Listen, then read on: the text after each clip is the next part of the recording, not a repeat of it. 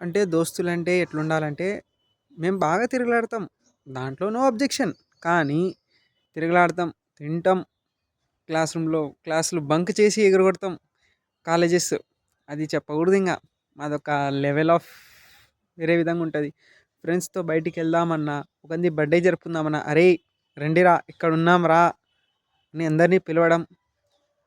అంటే అప్పట్లో మేము చేసే పనులు అవి. కానీ ఇప్పట్లో దోస్తులు రా అంటే ఏమంటారంటే, "రే మామ ఇక్కడున్నారా, అక్కడున్నారా, అక్కడికి రండిరా, ఇక్కడికి రండిరా" అని చెప్పుకోవాల్సొస్తది. దోస్తులంటే మనం బలాన్నిస్తూ, ధైర్యమిస్తూ, మనతో స్నేహంగా ఉండటమే మనకు జీవితంలో కావాల్సిన ఒక లైఫ్.